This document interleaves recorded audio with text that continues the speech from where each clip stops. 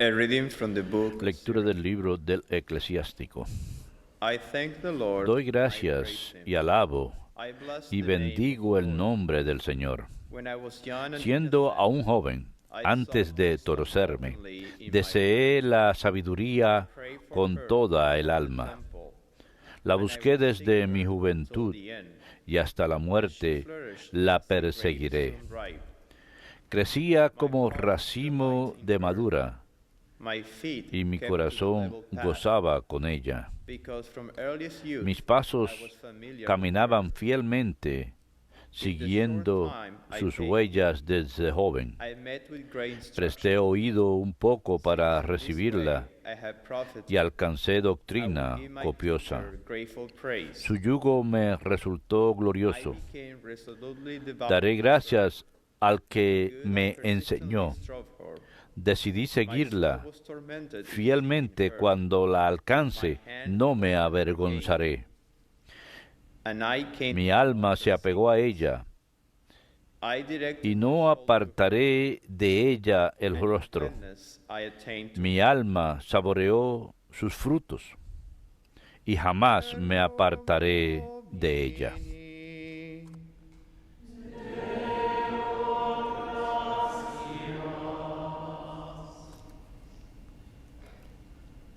The precepts of the Lord. Los mandatos del Señor son rectos y alegran el corazón. Los mandatos del Señor son rectos y alegran el The corazón. law of the Lord is La ley del perfect, Señor es perfecta refreshing y the es soul. descanso del alma. The decree of the El Lord is precepto del trustworthy, Señor es fiel giving e wisdom to the instruye simple. al ignorante. Los mandatos del Señor son rectos y alegran el corazón. The precepts of the Los Lord mandatos are del right, Señor son rectos rejoicing the y heart. alegran el corazón. The La commandments norma del of Señor es fear, límpida enlighten y the da eye. luz a los ojos. Los mandatos del Señor son rectos y alegran el corazón. The fear of the Lord La is voluntad del pure, Señor es pura enduring y forever. eternamente estable. The ordinances Los of the mandatos del Lord are Señor son true, verdaderos all y of them enteramente just. justos. Los mandatos del Señor son rectos y They are alegran el more corazón. precious than gold, Más precioso que el oro, más que el oro fino, sweeter also más than honey dulces from que la the miel de un panal que destila. Los mandatos del Señor son rectos y alegran el corazón.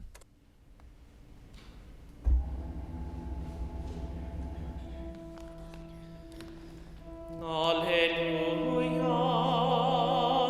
alleluia, alleluia. Alleluia,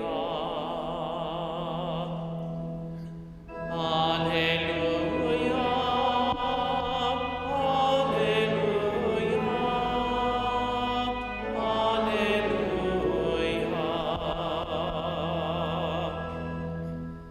Give thanks to God our Father. Demos gracias a Dios Padre And may the por Jesucristo nuestro Señor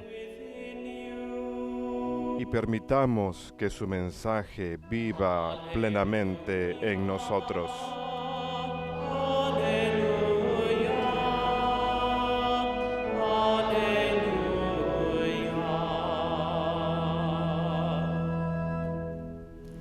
Dominus vobiscum. Lectio Sancti Evangelii secundum Marcum.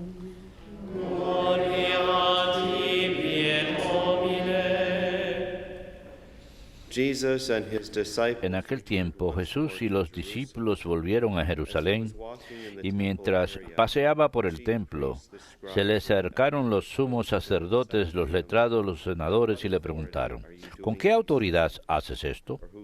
¿Quién te ha dado semejante autoridad? Jesús les replicó: les voy a hacer una pregunta. Si me contestan, les diré con qué autoridad hago esto. ¿El bautismo de Juan era cosa de Dios o de los hombres? Contéstenme. Se pusieron a deliberar. Si decimos que es de Dios, dirá: ¿y por qué no lo han creído? Pero como digamos que es de los hombres, temían a la gente porque todo el mundo estaba convencido de que Juan era un profeta. Y respondieron a Jesús: no sabemos. Jesús les replicó, pues tampoco yo les digo con qué autoridad hago esto. Verbum Domini. Lost tibi Christe.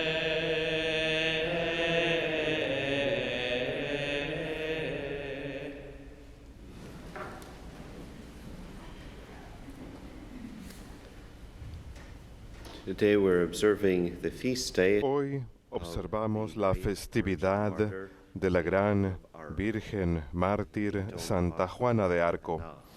No hablamos suficiente de ella, pero fue una mujer sorprendente. Para entender lo que ella hizo, hace falta una breve lección de historia, así que por favor no se vayan a quedar dormidos, pero voy a ofrecerles una breve historia de lo que contribuyó a ese periodo de la historia y la respuesta espiritual de Santa Juana de Arco. Entre un número de factores que contribuyeron al declive de la Alta Edad Media, uno de esos factores fue el nacionalismo. Y la gente de aquella época, durante la Edad Media, estaba acostumbrada a entregar su lealtad a la Iglesia con respecto a su comunidad, su país. Todo era algo que era parte de algo más grande, o sea, el cristianismo. Así pues, diríamos que la Iglesia tenía prioridad por encima de sus ciudades y la forma en que vivían, e incluso sus países. Pero se consideraban unos a otros como hermanos y hermanas en el Señor. Había formas las cuales mantenerse controles para que un grupo no terminara teniendo más control que otro. Pero lo que usualmente sucede con el paso del tiempo y con la tendencia humana hacia el pecado es que querían dominar unos a otros, querían dominarse. Gradualmente lo que ocurrió es que adquirieron una mentalidad nueva de que su fidelidad principal era hacia la nación, el país.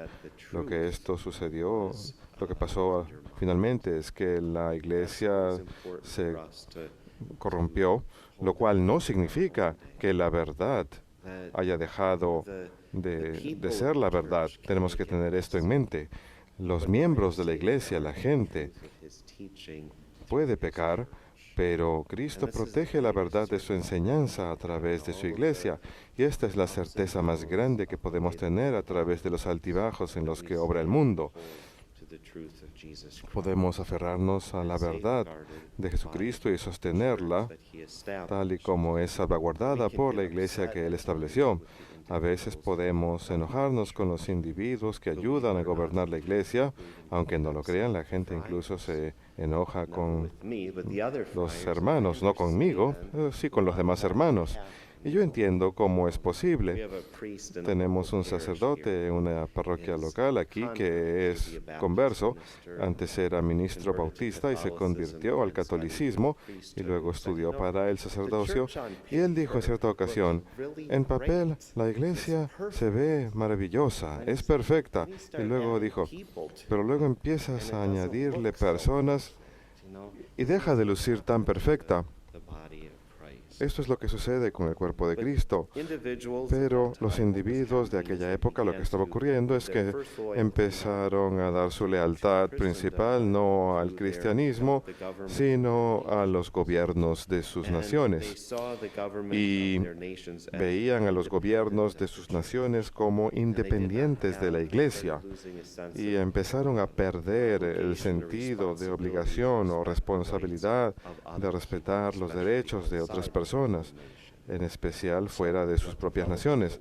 Así que lo que se desarrolló fue lo que llamamos nacionalismo, donde dicen, mi país es mejor que tu país, y no solamente es mejor, sino que mi país va a dominar a tu país, y mi país va a conquistar tu país y appreciate being part of my country. ustedes van a agradecer que son parte de mi país. Wars Así que empezaron a tener guerras that were entre esos pueblos que verdaderamente for causaron many mucho people. caos para muchas personas, Contributed para muchos to pueblos. this as nations Y lo que became contribuyó a esto the cuando las economies naciones becoming estaban stronger, formándose es que la economía se estaba fortaleciendo y era capaz de sustentar estructuras de gobierno mayores.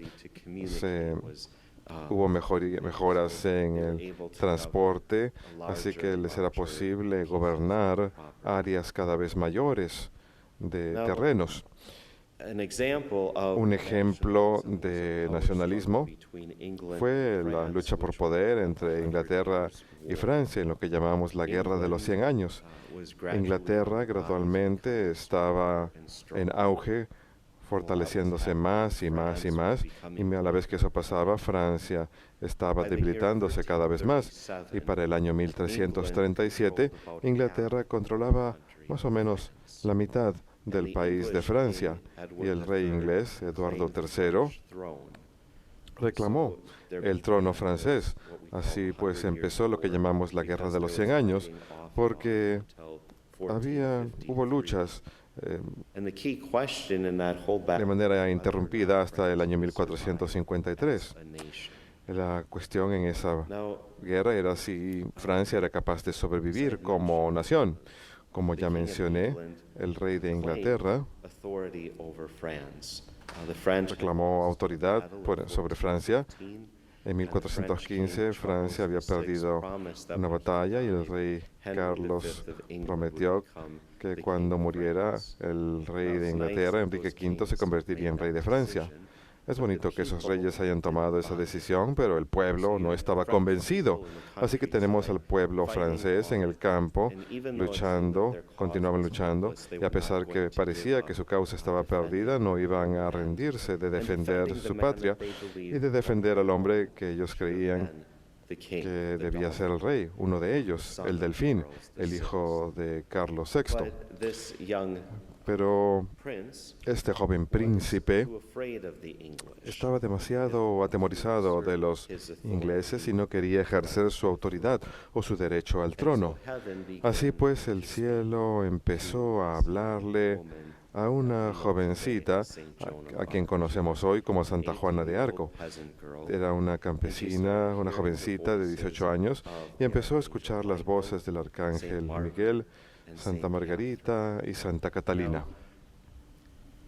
En defensa de aquellos que han tenido dificultad con Santa Juana, ella estaba recibiendo alocuciones.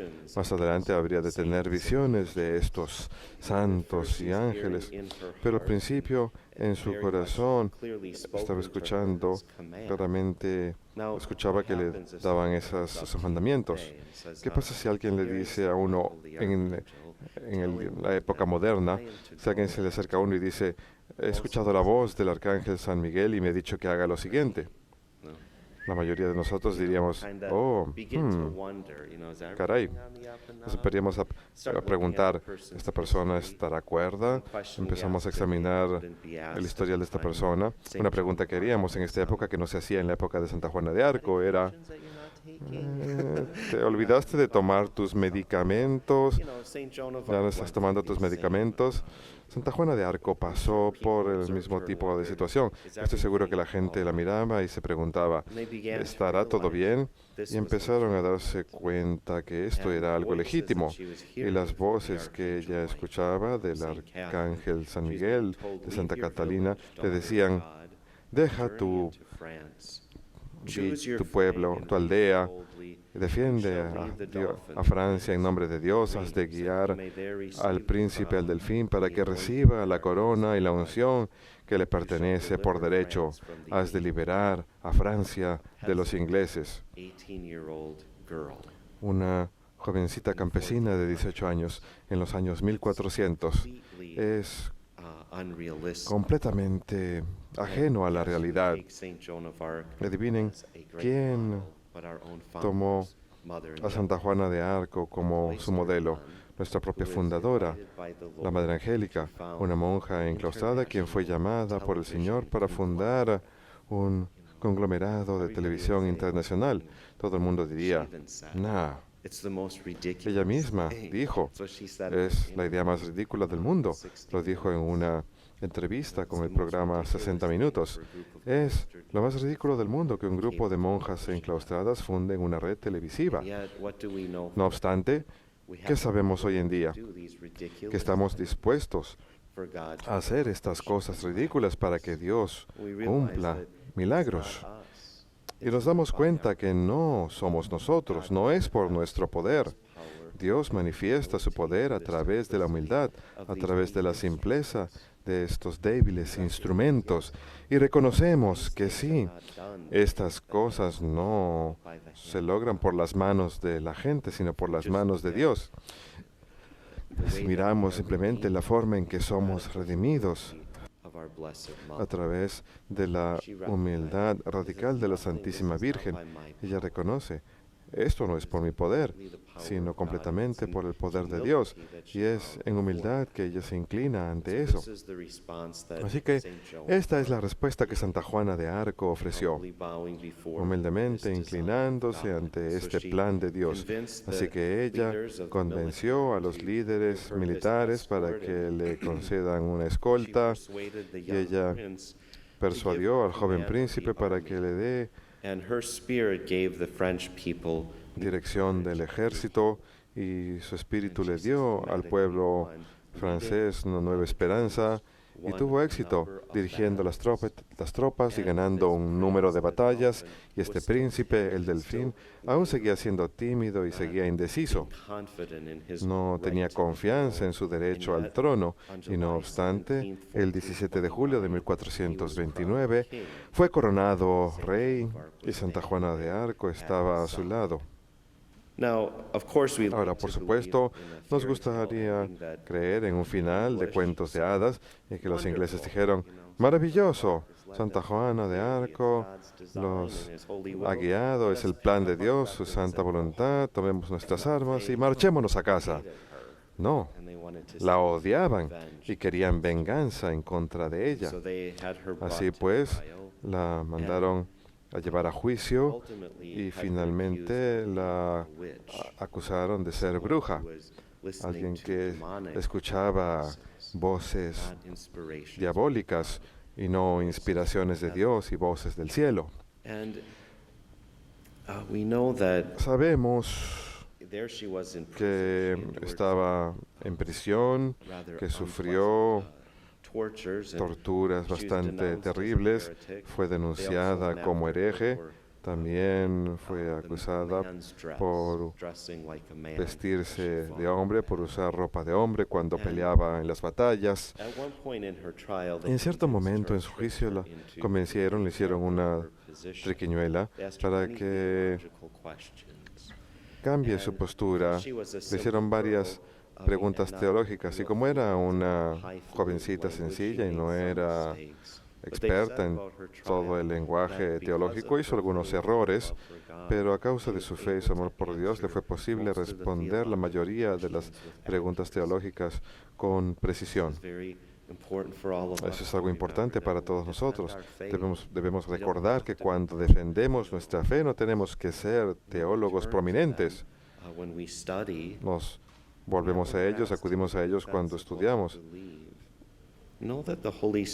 Pero cuando estamos obligados a dar una defensa de nuestra fe, recuerden que el Espíritu Santo está ahí para ayudarnos. Conocemos la verdad, conocemos a Jesucristo. Y a pesar de que no nos sea posible hablar en todo detalle técnico acerca de la verdad de la fe, conocemos la diferencia entre el bien y el mal, entre lo verdadero y lo falso. Y podemos tener confianza en decir eso, conscientes de que el Señor estará ahí para ayudarnos.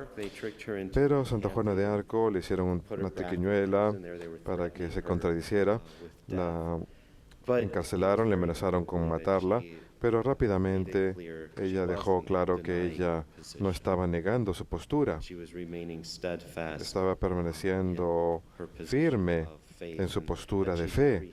Ella de que ella había recibido este llamado del Señor. Así que la mandaron a ejecutar, a ser quemada en la hoguera. No tenía ni siquiera 20 años cuando fue ejecutada. Y de manera despectiva, sus cenizas fueron tiradas al río.